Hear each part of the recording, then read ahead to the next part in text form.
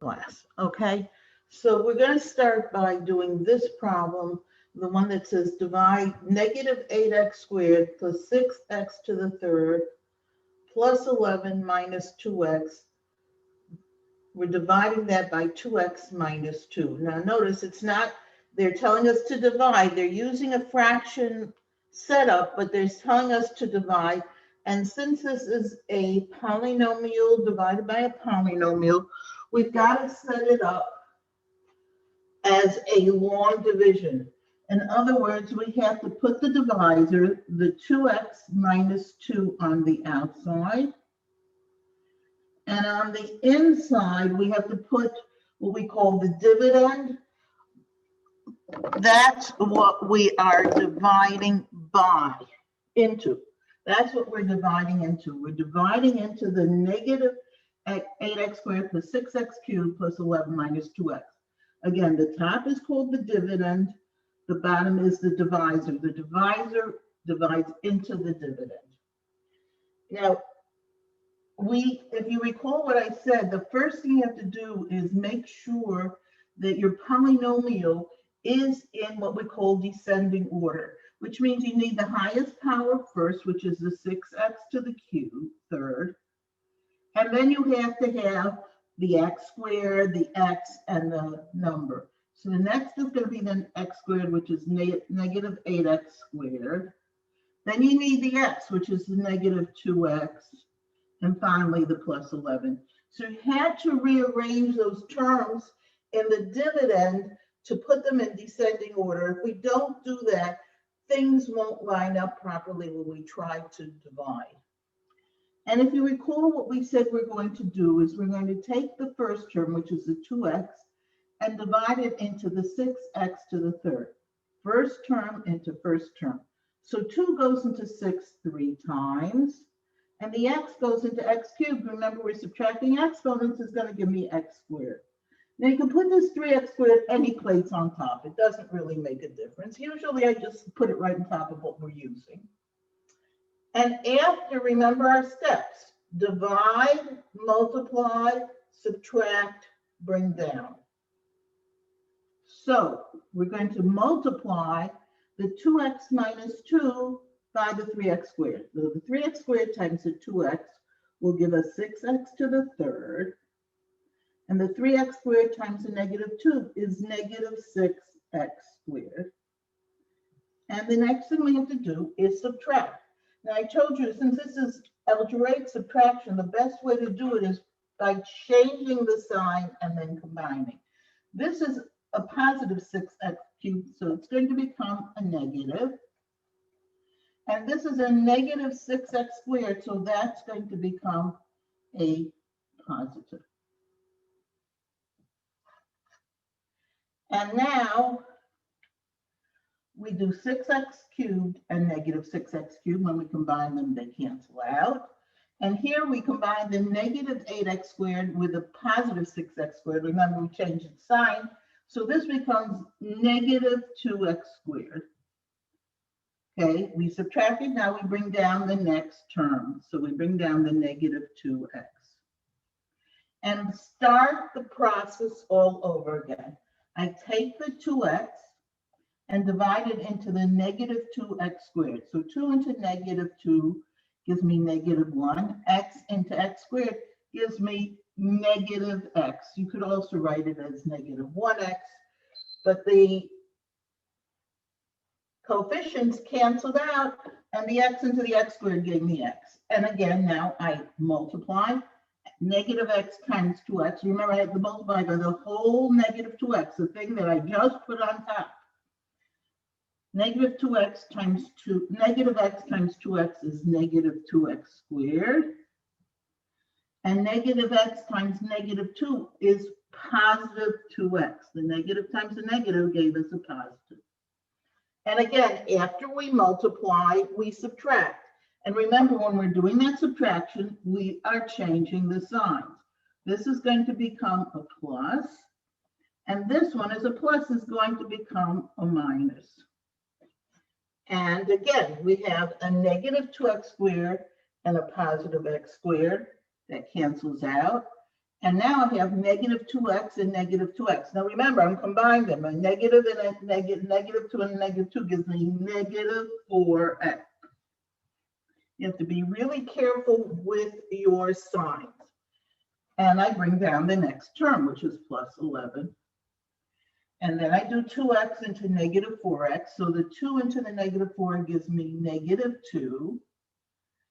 And the x's cancel out. So my final thing that I'm putting on top is negative 2. So negative 2 times 2x is negative 4x. Negative 2 times negative 2 is positive 4. Again, I want to subtract, so I'm going to change the signs. This will become a plus. This will become a minus. And the negative 4x and the positive 4x cancel. The positive 11 together with a negative 4 gives me positive 7. That is my remainder. What we usually do, remember, with the remainder is we add put the remainder over the divisor. So that my final answer comes out to be 3x squared minus x minus 2 plus 7 over 2x minus 2. Does anybody have a question about how to do that? Okay, no questions, and we'll go on to the other problem that I have over here. Over here, we have the problem of 4x to the negative 2 over 3x squared to the negative 3. We talked about dealing with exponents and especially dealing with negative exponents. And I want to go through the steps for that again. Now, if you recall, what I said is when you have an exponent outside of a parentheses, you've got to distribute that outside exponent to everything that's inside.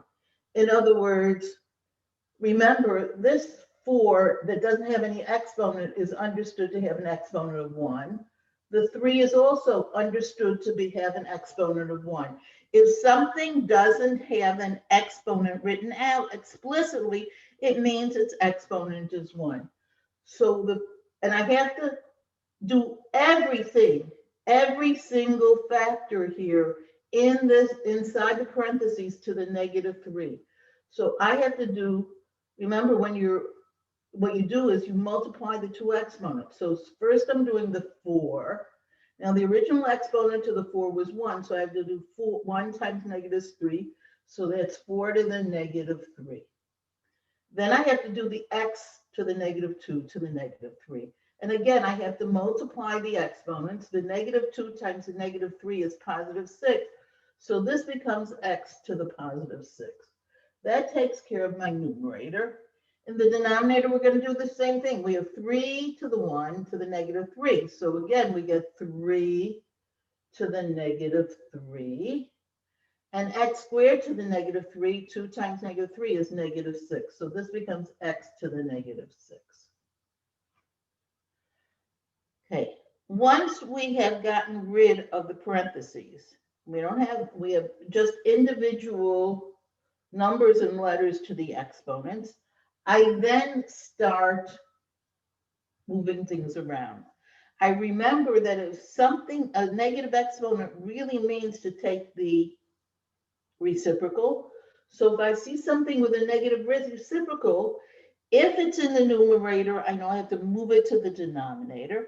If it's in the denominator, I know I have to move it up to the numerator. If something has a positive exponent, I don't move it because I don't have to take its reciprocal. So the 4 to the negative 3 has a negative exponent. That's going to have to go to the denominator and become 4 to the positive 3. The x to the 6 will stay on top because its exponent is positive. Now we go into the denominator. The 3 to the negative 3 has a negative exponent. It's in the denominator. It has to move itself up to the numerator. And the x to the negative 6 in the denominator, it also has a negative exponent. It also has to be moved up. So after my second step, after I have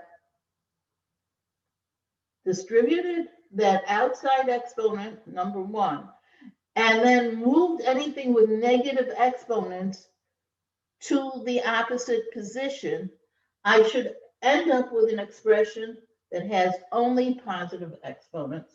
And now we just work the whole thing out. First of all, it says 3 to the third power. Well, that I can figure out, or I can do it on my calculator. If I do 3 to the third power, I get 27. The x to the 6 times the x to the 6, these are both x's. And we know when we're multiplying, and they're both multiplying because they're both in the numerator, we add their exponents. So that becomes x to the 12th. And on the bottom, I have 4 to the third. And 4 to the third is 4 times 4 times 4. Again, I could do it on my calculator, but it comes out to be 64. So my final answer on this one is 27x to the 12th over 64. Again, get rid of your parentheses by distributing that exponent to every single thing, not only to the x's, but to the coefficients as well. Move your things with negative exponents from their positions. If they're in the top, move them to the bottom. If they're in the bottom, move them to the top. If something has a positive exponent, leave it where it is, and then just finish it off. Does anybody have any questions they want to ask me before I go on further? Okay. So this is basically where we had left off on Thursday. This was the last part of chapter 5. This is an introduction before we actually go into chapter 6. Now, the topic for chapter 6 is something called rational exponents. Remember, I sent you out a sheet, so it should look like this. We're looking starting at the bottom of the sheet and then going over the next page. Rational exponents and radical expressions and complex numbers. So I'm going to start with the concept of a radical, and then I'm going to go on and talk about what it means to have an exponent that's a fraction. And then we're going to do something called complex numbers when we get to the end of it. But the first thing I want to do is just talk about the concept of radicals.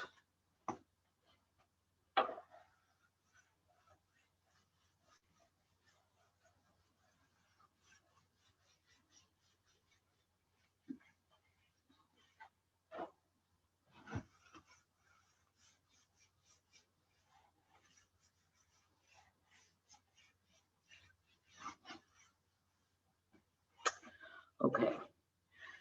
The symbol that looks like this, it looks like a check mark with a line above it, is what we call the radical sign. If you see something like that, let's say I see radical 25, that is read the square root of 25. The square root of 25 means what number times itself will give me 25. And actually, there happen to be two numbers that work. There's the number 5, because 5 times 5 gives me 25. But if you think about it, negative 5 should also work, because if I multiply negative 5 times negative 5, I'll also get 25. Now, it would be very confusing if I gave one symbol or one question, like the square root of 25, and there actually could be two answers to it. In order to avoid that confusion, it's understood when I use the radical sign, I only use what's called the principal square root, which means I only use it for the positive square root. In other words, if I write radical 25, that must mean positive 5. If I want negative 5, I'd have to write the square root, negative the square root of 25. That would give me Well, this is a square, this is 5, so this would give me -5. But we never use this symbol for the negative square root. We only use it for the positive. That's to avoid confusion. That's so when I say the square root of 25 or the square root of 36, you'll know exactly which number I am talking about. Now, you actually, everybody should have a calculator available to them from now on, because we are going to be using calculators quite a bit in class and for homeworks. There is a square root button on your calculator. So if you see something like the square root of 121, and you don't know what that number is, you could go to your calculator, press your square root button. If you don't know where it is, you'll have to send me a picture of your calculator and I can tell you where it is. Put in the 121, and of course you get the answer is 11.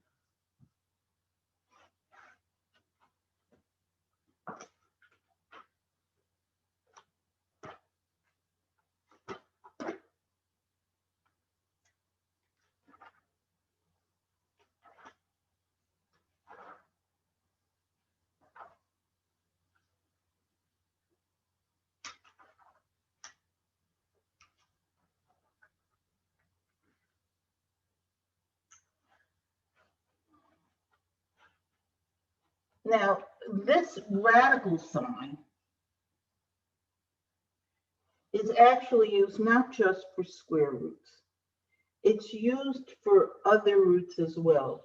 So you might see something that looks like this.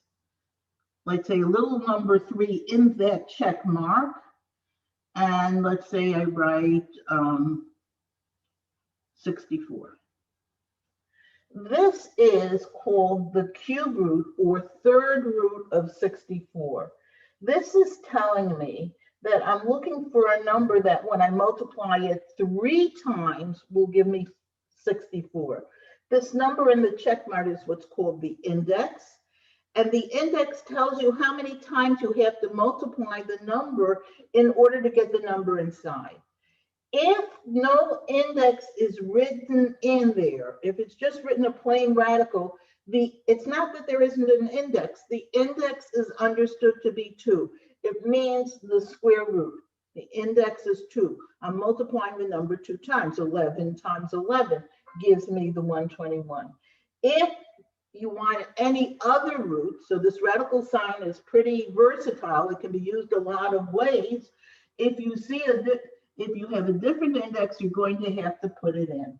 Now, if you try, there are ways of doing it on your calculator, but you don't have to worry about getting too many difficult cube roots or 4th roots or 5th roots. If you think about it, the number that you multiply 3 times to give you 64 would be 4, because 4 times 4 gives you 16. And 16 times 4 is 64. So the cube root of 64 happens to be 4. Now there happens to be something that you can do with cube roots that you can't do with square roots. If I gave you a question like this, what is the square root of -36? And I'm telling you, the only type of numbers you can use are real numbers, the type of numbers we use on a regular daily basis. You're going to tell me that's impossible. Why? Because I want to multiply a number by itself and get -36. But if I'm multiplying, the number is either, the original number either has to be positive or it has to be negative. But if you multiply a positive by a positive, you'll get a positive. And if you multiply a negative by a negative, it'll also be positive. So therefore, there is impossible to get any real number that when you multiply by itself will end up being a negative number, a -36. We're going to see a little bit later in the chapter that we're going to talk about a new number system, something that's more, goes beyond the real number system, something beyond the regular numbers that we use on a daily basis. And in that new system, yes, you can do the square root, but in the regular numbers that we talk about on the regular basis, this is not possible to do. When it comes to cube root, though, I could have something like the cube root of -8. I can have a negative inside that radical because now I'm multiplying the number 3 times. So if you think about it, the cube root of -8 would be -2, because -2 times -2 is +4, and +4 times -2 is -8. So in this case, we can get a negative answer, and we can have a negative inside the radical. But that only works when the index happens to be an odd number. It's not a 2 or a 4. It's something like a 3 or a 5, because you have to multiply the odd number of times to get a negative answer. Now, one of the things that we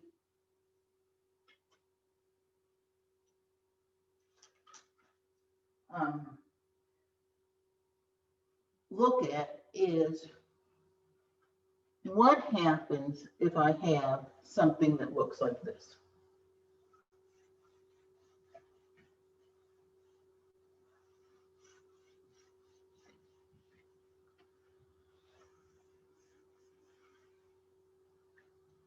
Suppose I gave you the square root of 50.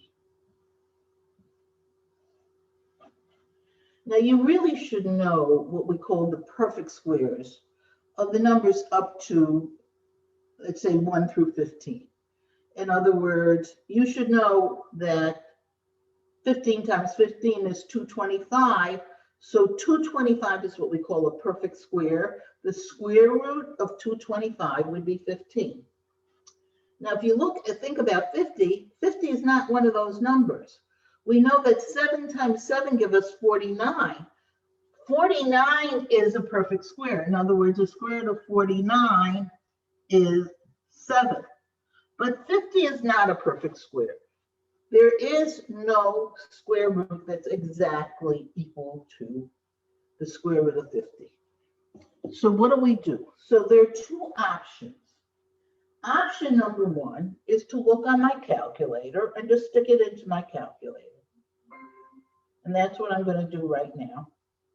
By the way, you should not be having these fancy calculators. You just need a plain, as I told you at the beginning of the term, a regular 2-line scientific calculator. If you haven't bought one yet, get it this week. Again, if you're not sure if the calculator you have or you bought is good, just show it to me on Zoom or send me a picture in an email, and I will tell you, don't open the package if you just bought one until you get my okay. Okay, now if I put in the square root of 49, it comes out to be 7. But if I put in my calculator the square root of 50, I get something that looks like this: 7.061067812. It stops there, but the only reason it stops there is because my calculator doesn't have any more spaces. My calculator has room for 10, I think it's 10, 1, 2, 3, 4, 5, 6, 7, 8, 9, 10, for 10 digits. It doesn't have room for 11 or 12 or 13. So it just stops right there. But this really would continue endlessly. It's what we call a non-ending, non-repeating decimal.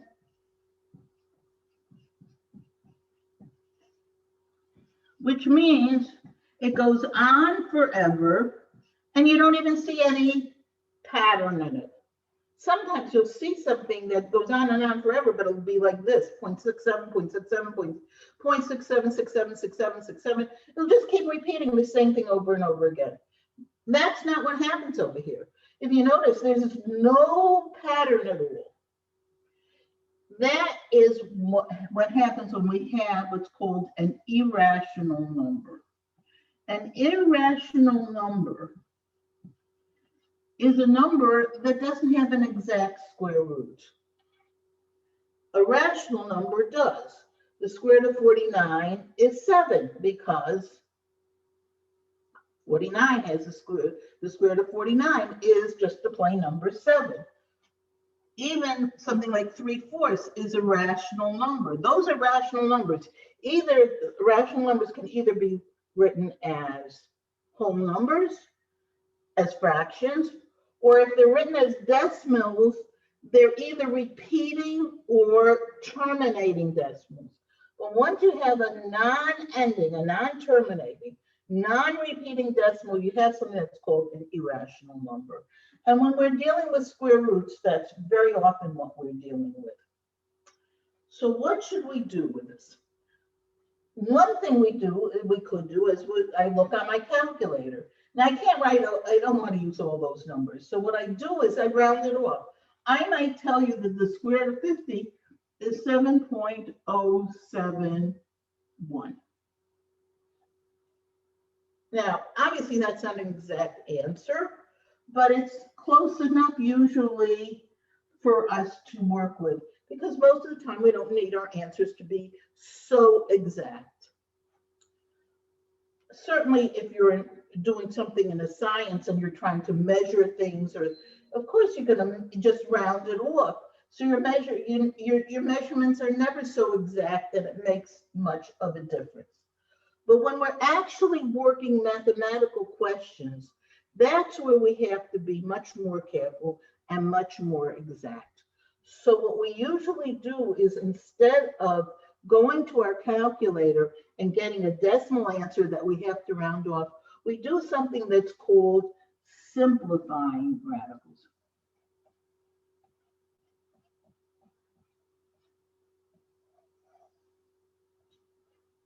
Okay. So let's talk about how do we simplify radicals. I'm going to do a couple and then I'm going to let you try some yourself.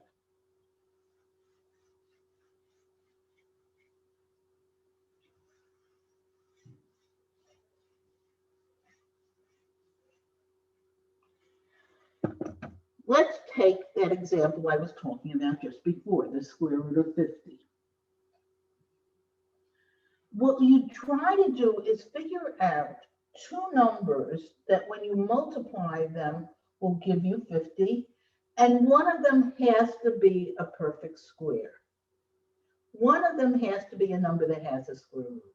That's why it's important to have a list of perfect squares. If you don't know any of them by heart, then make yourself a list. Go 1 times 1 is 1, 2 times 2 is 4.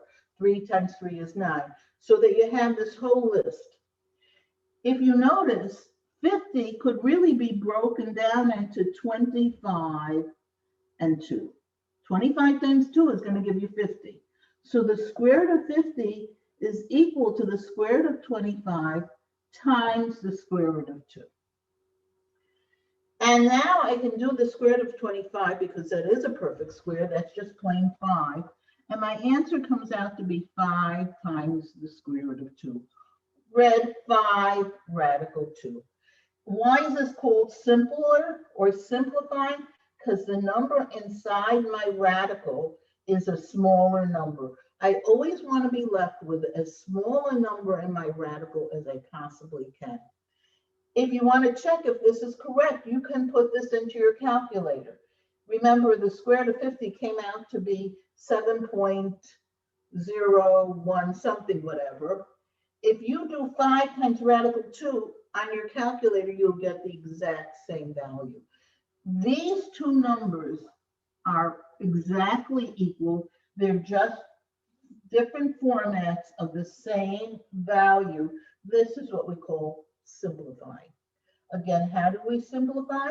We broke up the number into two numbers that multiply to the number inside. In other words, we find the factors of 50, but making sure to pick out that one of them is a perfect square.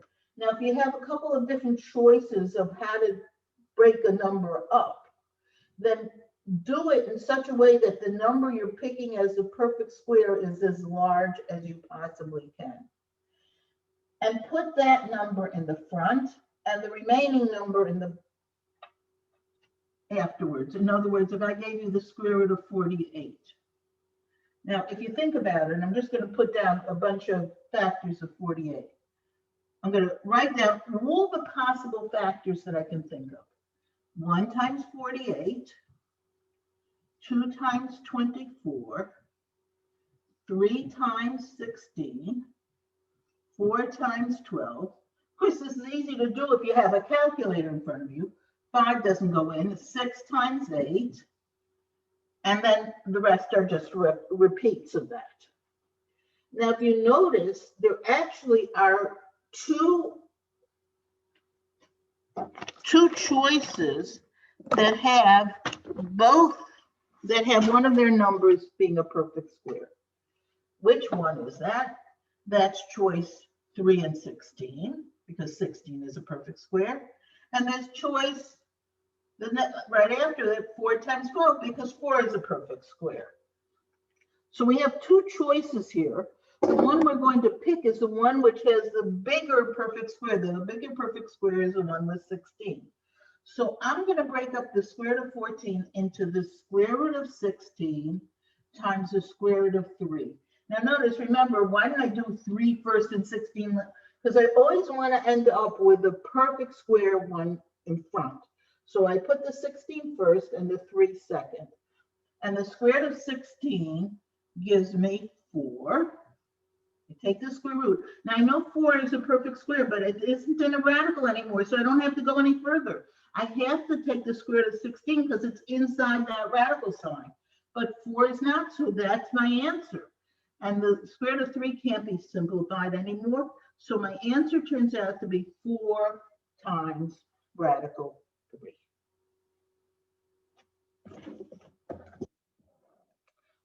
Okay.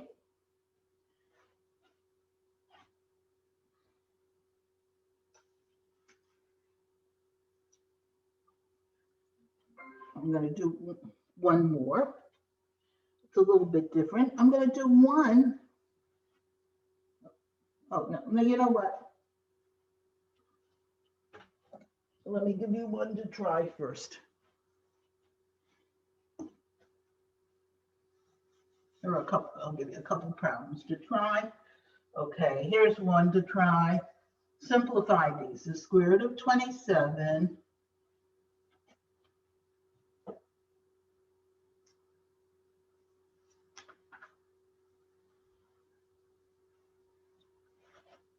here's another one, square root of 80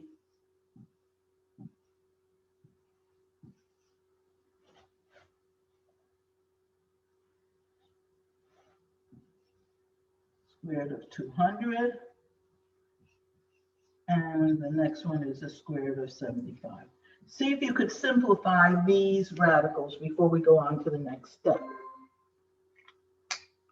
I'm going to take your 10s while you're doing that.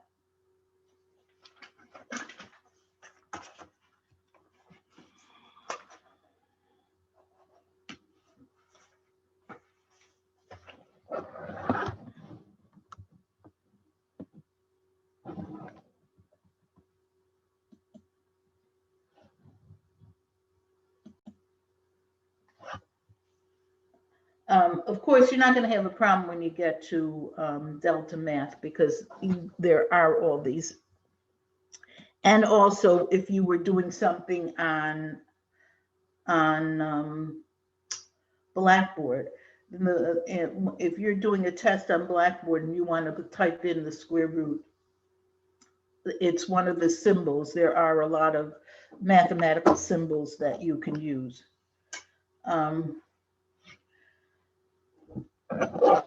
Okay, let's go through these. 27 is not a perfect square. But if we think about it, 27 can be 9 times 3. So I'm going to break this up into the square root of 9 times the square root of 3. And since the square root of 9 is a perfect square, that's 3. My final answer becomes 3 radical 3, which is what Evelyn had. Okay, then with 80.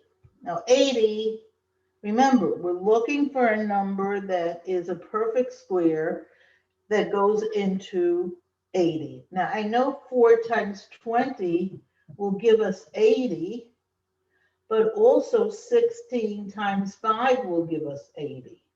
So obviously, if I have these two choices, what I'm going to pick is the 16 and the 5 because the 16 is a larger perfect square than 4. So I'll break this up into the square root of 16 and the square root of 5. And the square root of 16, we can take out of the radical sign, that becomes 4. So my answer becomes 4 square root of 5 in the inside. Okay, the square root of 200. Well, that's just the square root of 100 times the square root of 2. And the square root of 100 is 10. So this gives me 10 radical 2 as my answer there. And the square root of 75, we can break up into the square root of 25 and the square root of 3. And the square root of 25 is 5. So this becomes 5 times radical 3. Notice in each case, I broke my number into it's two factors. One of the factors has to be a perfect square. This was 9, 16, 100, 25.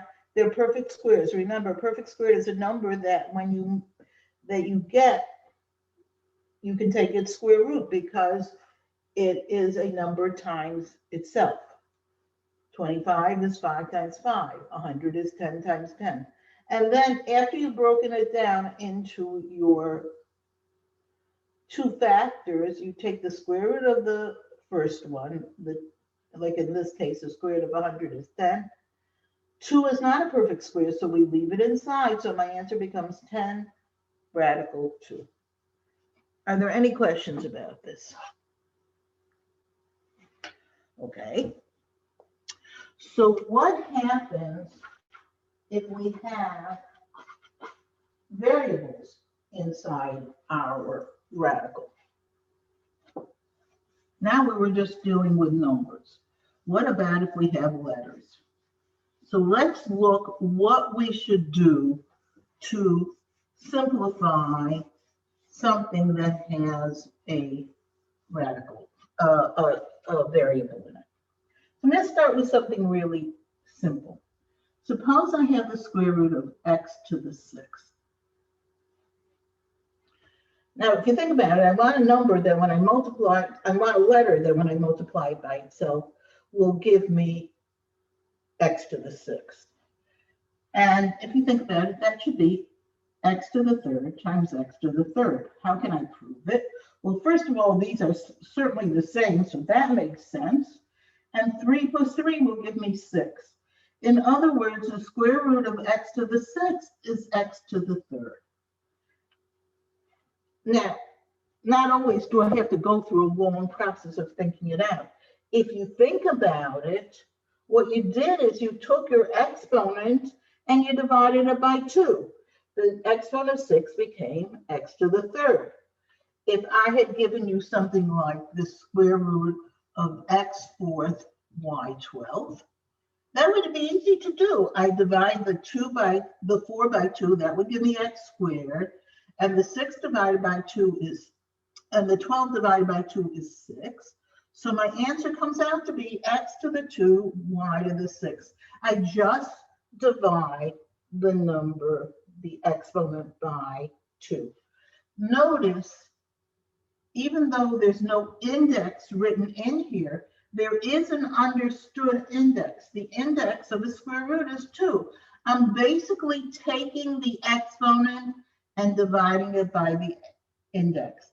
So if I had something like this, x to the 12 in a cube root, the cube root of x to the 12. In other words, I'm not asking for the square root, I'm asking for the third root. Then the answer would be x to the 4th, because now I'm taking the 12 and dividing it by the index of 3. So basically, when it comes to variables, it's even easier than the numbers. You don't have to think of perfect squares. All you have to do is take your exponent and divide it by the index. Again, most of the questions we're going to deal with are going to be square roots. Again, with a square root, we don't write in the index, but it's understood to be 2. So when we're doing a square root, we're dividing the exponent by 2.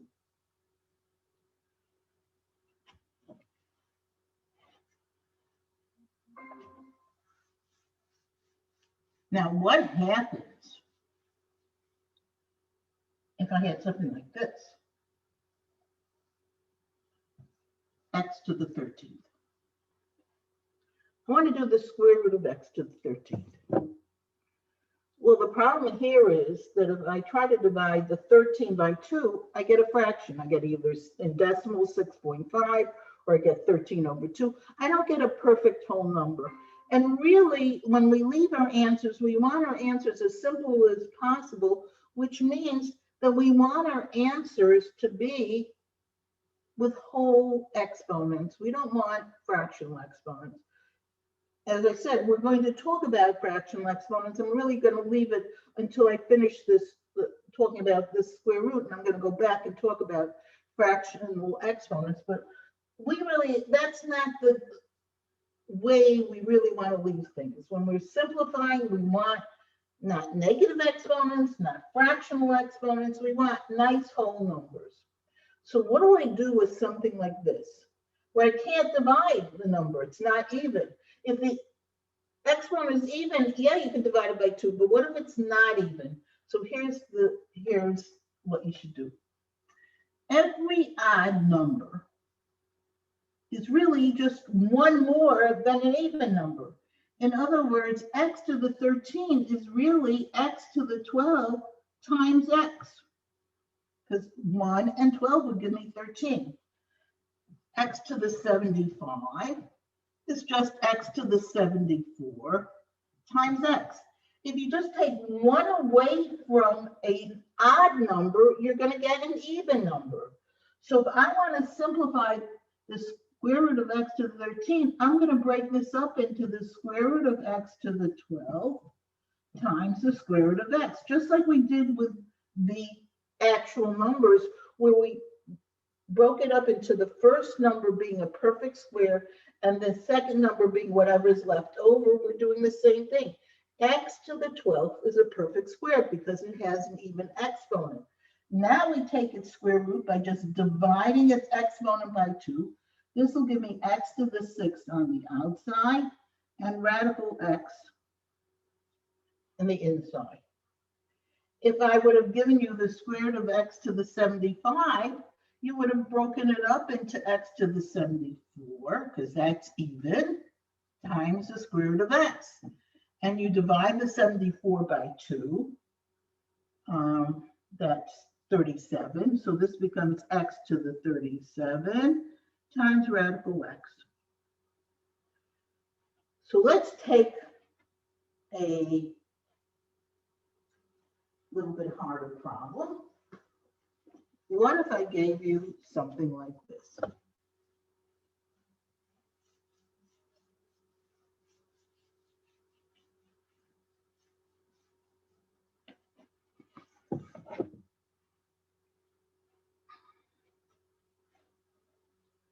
The square root of 72, a to the 4th, b to the 3rd, c to the 7th. And I want to simplify this, which is combination of a coefficient, a number, and some variables with exponents. And I'm going to do what I did before. I'm going to break it up into two radicals. What I'm going to put in the first radical are all the perfect squares. In the second radical, it's going to be whatever is going to be left over. So I look at 72. Now, if you think about it, 72, one of the things you can break 72 into is 2 times 36. And 36 is a perfect square. I could have also used 8 and 9, and 9 is a perfect square, but I prefer the one with 36 because 36 is the bigger one. So I'm going to take the 72, I'm going to put 36, that's my perfect square, goes in the front, and the 2 goes into the second. That takes care of the coefficient. Now I have to take care of the variables. So I look at the next one. I have an 8 to the 4th. It's an even exponent. It can be divided by 2. That means it is a perfect square. I don't have to separate this. I don't have to break it up into anything because it is a perfect square. So I'm going to put the 8 to the 4th in their first radical because it's a perfect square. Then I go to the b to the 3. The 3 is not an even number. I can't, when I divide 3 by 2, I don't get a whole number. I get a fraction. So I have to break up the b to the 3rd. I take 1 away from its exponent. That gives me b squared. And of course, that leaves me a plain b for my second radical. The b squared and the b, when they multiply together, give me b to the 3rd. Then I go to the C7. Again, it's odd, so I have to subtract 1 from it. That gives me c to the 6th and c in the second one. Now I've set it up. All I did now was separate. After I separate, I take the square root. The square root of 36 is 6. And remember, with the letters, with the variables, I'm just dividing their exponents by 2. 4 divided by 2 is 2, so it's a squared. 2 divided by 2 is 1, so that's just b to the 1, which is b. And 6 divided by 2 is 3, so this is c to the 3rd. So on the outside, I get 6a squared bc cubed and times radical 2bc. That's what's left. Now, you might tell me, I don't see how this is simpler than this, but remember, technically, it is because what you're left with inside the radical is much smaller than what you had before. Okay, I'm going to give you one to try now yourself.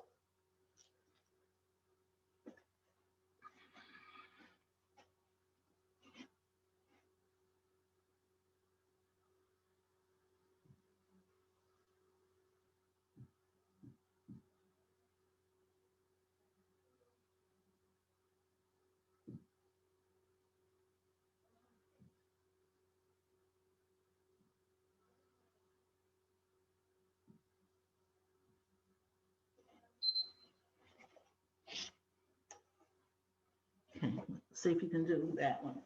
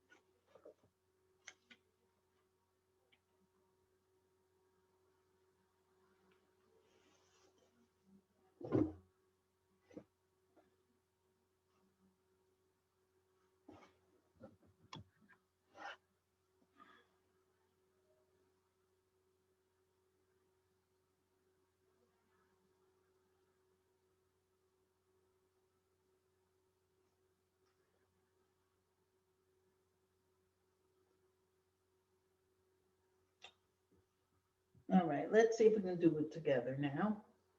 Here, I'm going to simplify it. So I'm going to break it up. And first, I'm going to break it up, and then I'm going to take the square root of this first.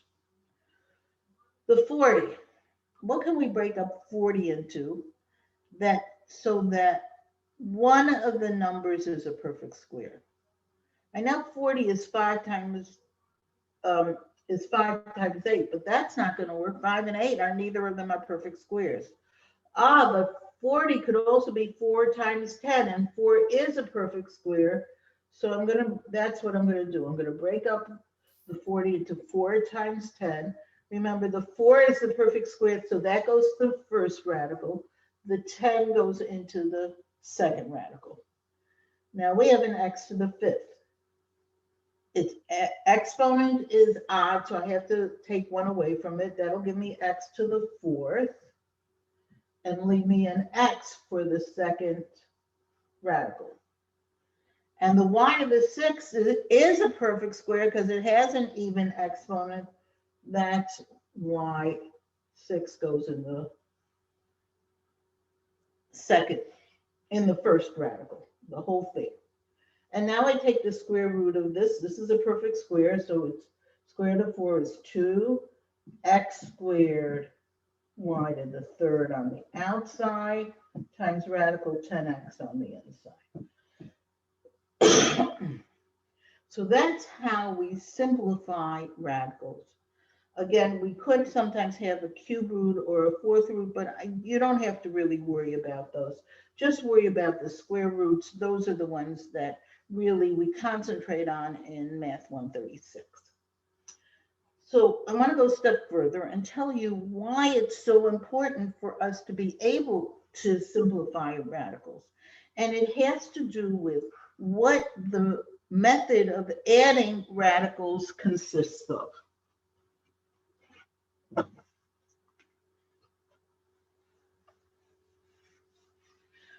Because we're going to learn now how to add and subtract, and then we're going to, next time, we'll learn how to multiply and divide these radicals.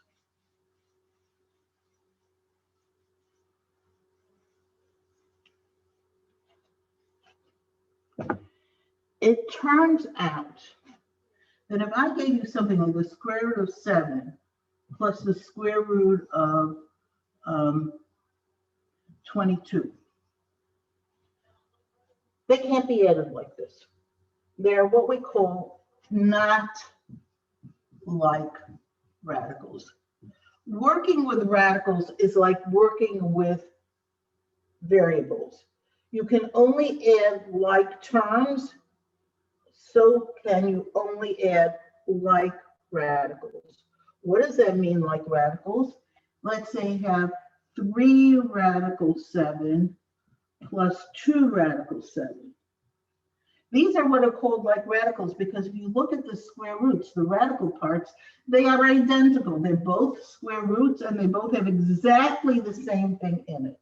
The only thing that's different about them are the numbers in front, what we call the coefficients. It's sort of like adding a 3x and a 2x. The square root of 7 works like the x.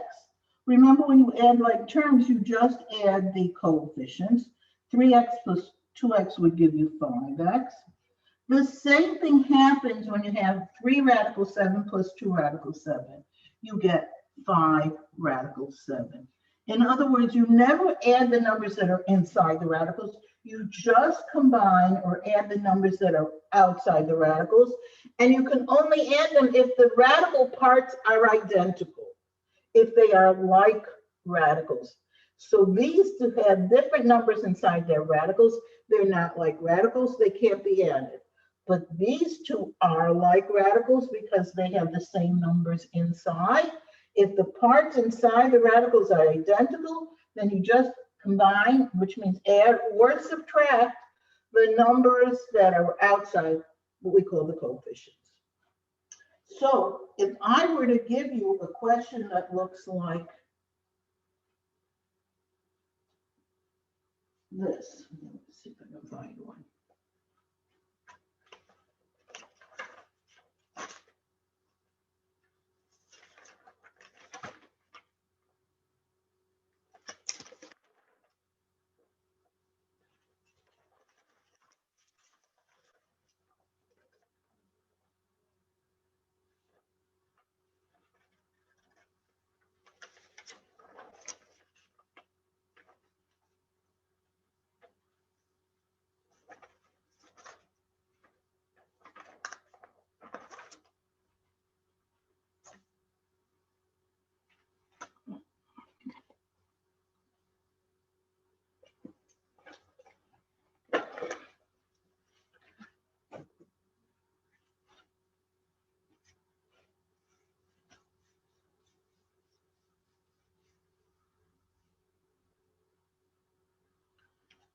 Suppose I gave you 3 radical 8 plus 5 radical 18. And I told you to combine them. I want you to add these if you can add them or whatever. It's plus that we're adding. And I'm going to tell you, hey, I can't add them. This has an 8 inside its radical. This has an 18 inside of the radical. They're not like radicals. So I can't add them. But I just learned how to simplify radicals. So what I'm going to do is I'm going to simplify each of these radicals separately and see if I can get what I get after I simplify them. Well, the 8 I know I can break up into 4 and 2 because 4 times 2 gives me 8 and 4 is a perfect square. The square root of 4 happens to be 2. Now this is 2 radical 2 is the radical 8 part, but there's this 3 on the outside. I have to take the 3 that was originally on the outside and multiply it. It's multiplying because there's nothing in between them. There's no plus, so it's not adding, it's multiplying. 3 times 2 gives me 6 radical 2. 3 radical 8 simplifies to 6 radical 2. If you stuff these into your calculator, you get the same exact answer. Okay, let's go to the other one. 5 radical 18. I can break up the radical 18 into 9 and 2. Radical 9 times 2 gives me 18, and 9 is a perfect square. The square root of 9 is 3. But remember, there was a 5 outside from originally. So 5 times 3 is 15. So this becomes 15 radical 2. Look at it now. The 2 radicals that didn't look like they were like radicals really simplified to like radicals. That's why we have to know how to simplify. And now I can combine them. The 6 and the 15 I can add. That gives me 21. And my answer comes out to be 21 times radical 2.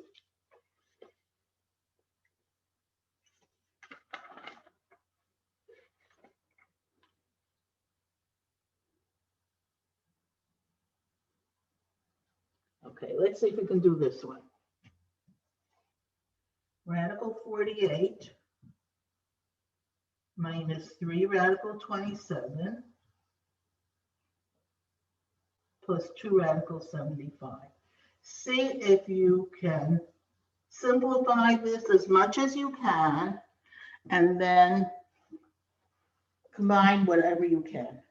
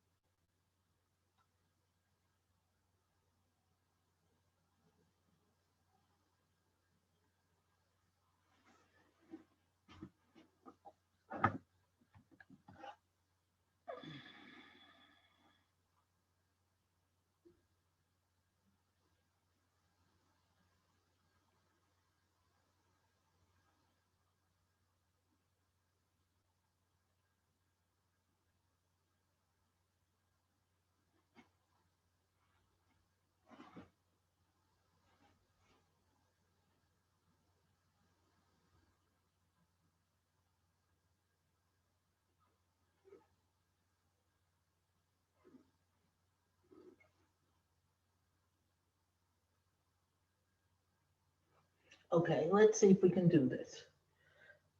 we've had the square root of 48 from before. Remember, we broke that up into 16 and 3. And the radical 16 became 4. So this becomes 4 radical 3 for the first term. Now we have 3 radical 27. So the 27 we can break up into 9 and 3 as well. And the square root of 9 is 3. But now I had a 3 out there from before, so I have to take this old 3, the negative 3, and multiply by this 3 that's outside. That gives me negative 9 radical 3. And finally, the 75 I can break up into 25 and 3, because 25 times 3 is 75. So the square root of 25 is 5. But remember, there was a 2 outside from before, so I had to take the 2 and multiply by the 5. That'll give me 10 radical 3. And now I see these are all like radicals. I just have to take the coefficients, the numbers that are in front, and combine them. 4 and negative 9 gives me negative 5. Negative 5 plus 10 gives me positive 5. So my final answer is 5 radical 3. So what looked like unlike radicals could be simplified to like radicals and could be combined. Okay, so that takes care of adding and subtracting of radicals. Let's talk a little bit about multiplying radicals.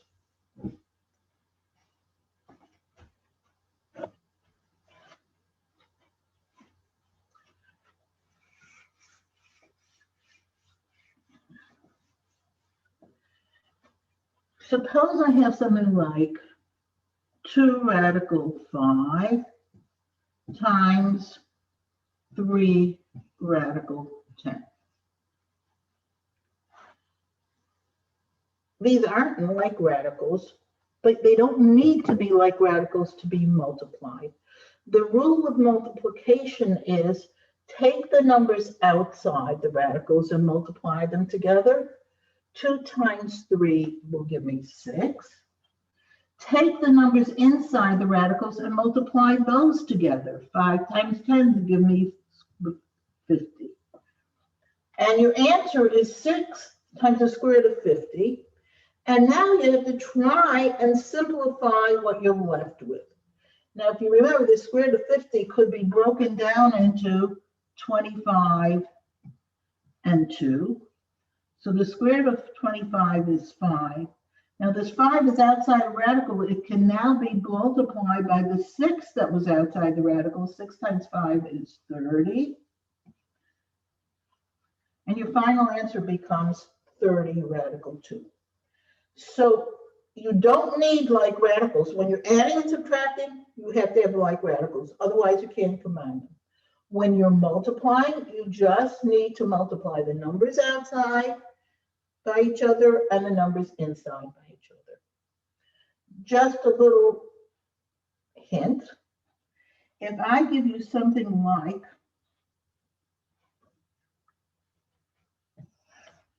the square root of 9 times, no, let's not do that because that's a perfect square. The square root of 7 times the square root of 7. Obviously, that'll give me the square root of 49. And the square root of 49, I know, is 7. Look what happened. I multiplied the square root of 7 times the square root of 7. And what I got in the end was just plain 7. I could take it a step further. If I have the square root of 129 times the square root of 129, guess what you think I'm gonna get? You could work it out on your calculator, but I'm telling you right now, it's gonna be 129, because whenever, general rule, if I take the square root of x and multiply by the square root of x, it's gonna give me the square root of x squared, and the square root of x squared is x. Now guess what? Whenever I'm going to see that, if I see something like the square root of 5 times the square root of 5, I'm not going to go to the square root of 25 and that's 5. Anytime I'm going to see a radical, any number, 37, multiplied by itself, I will know, I don't have to do any work. You're multiplying a radical by itself, it just gives you the number without the radical.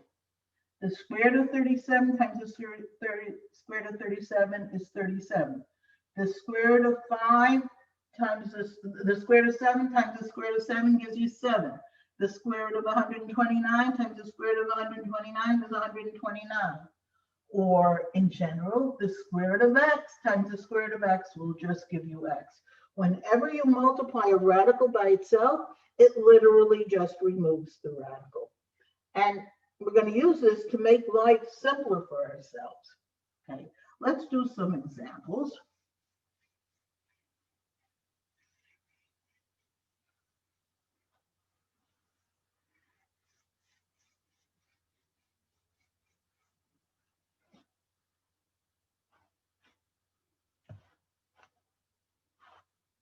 Suppose I gave you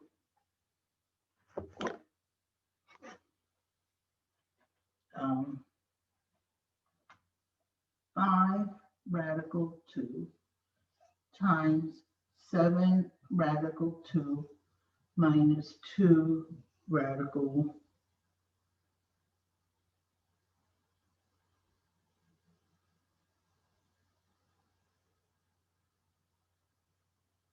8.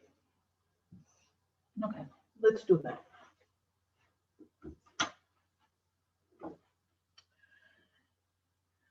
I have a single term on the outside, and I'm multiplying by 2 terms, which means, obviously, we have to use a distributive property.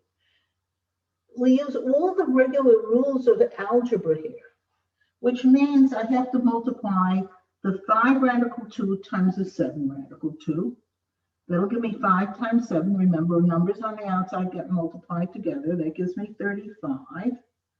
Radical 2 times radical 2. Remember, that's a special case. I know it's a square root of 4, but I could go a step further. It's just 2 without a radical. You multiply a radical by itself and get the number without the radical. Now, since both the 35 and the 2 are no longer inside radicals, I can combine them. I can't multiply a number outside a radical with a number inside a radical, but these are both outside radicals, so they can be multiplied together. That gives me 70. Now I go to my second term. Remember, using the distributive property. So I'm going to multiply the 5 times the negative 2, which will give me negative 10. And the square root of 2 times the square root of 8, remember, I multiply the numbers inside, that gives me the square root of 16. Oh, I can simplify that as well, because the square root of 16 is just the plain number 4. No longer in radical. The square root of 16 is 4, no radical. So now I can multiply the 10 on the outside with the 4. That's no longer inside a radical. So 10 times 4 is 40. So this gives me 70 minus 40, which I could simplify to 30. My final answer for this is 30.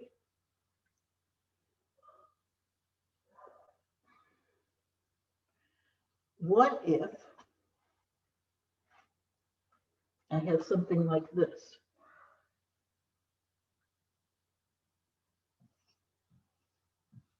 Five minus 2 radical 3 times 2 plus 4 radical 3.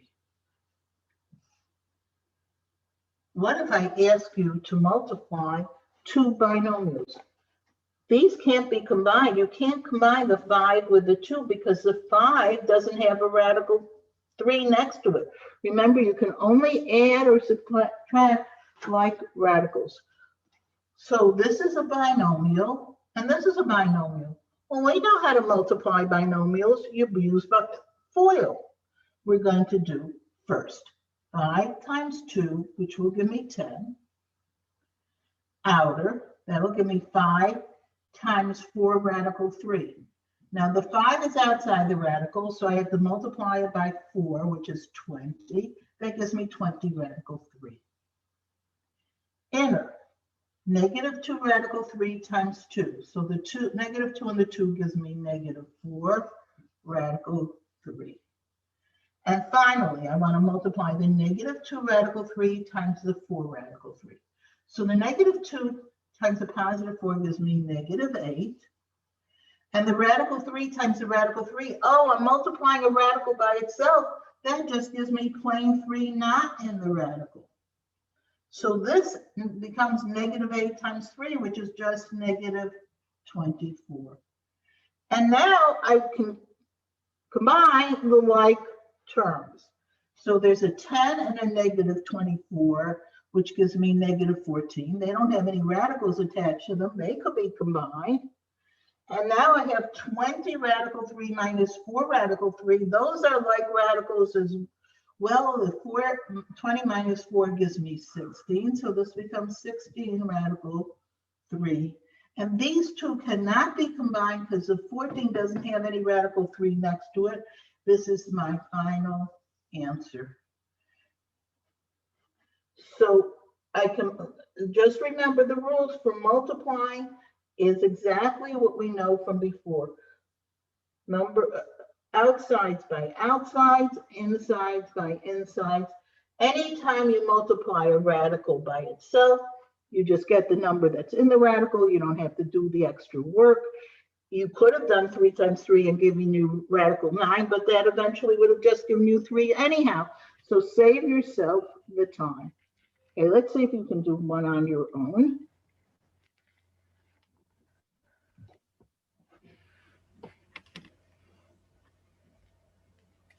What if I gave you this? 3 radical 7 minus 5 squared. I'm going to give you a couple minutes to try that on your own.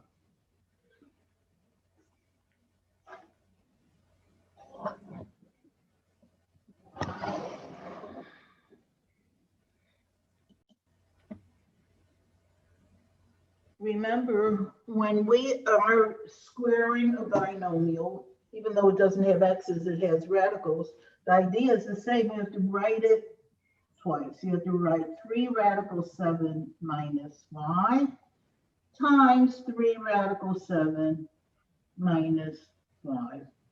When you're squaring a binomial, you're going to have to use FOIL. First, 3 radical 7 times 3 radical 7. The 3 times the 3 is 9.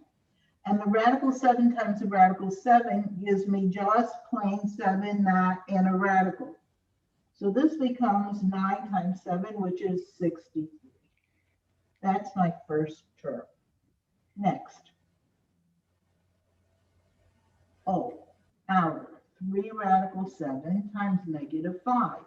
So the 3, I multiply by the 5, that's negative 15 radical 7. I multiply the 3 and the 5 because they are not inside radicals.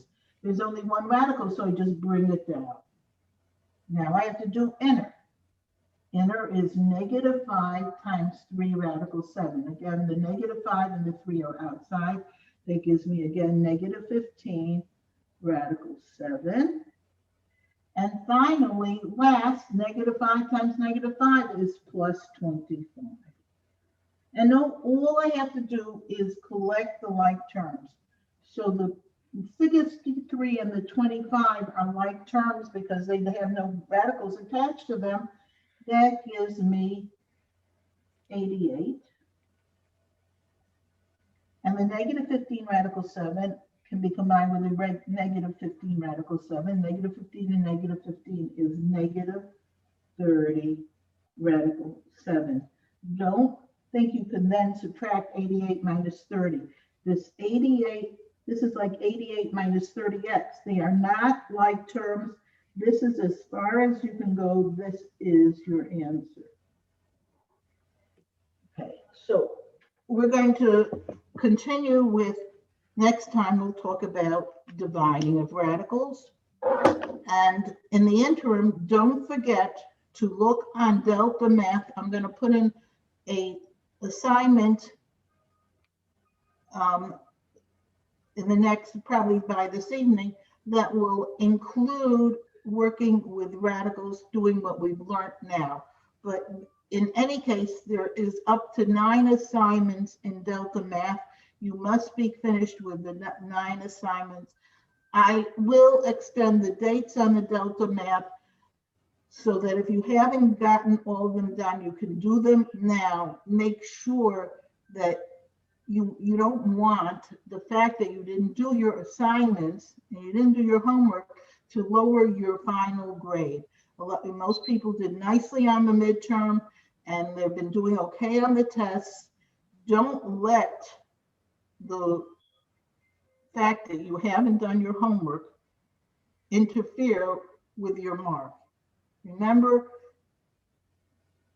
10% of your mark is homework, 20% are the Delta tests and the other tests, and 10% is the midterm, and 60% is the final exam.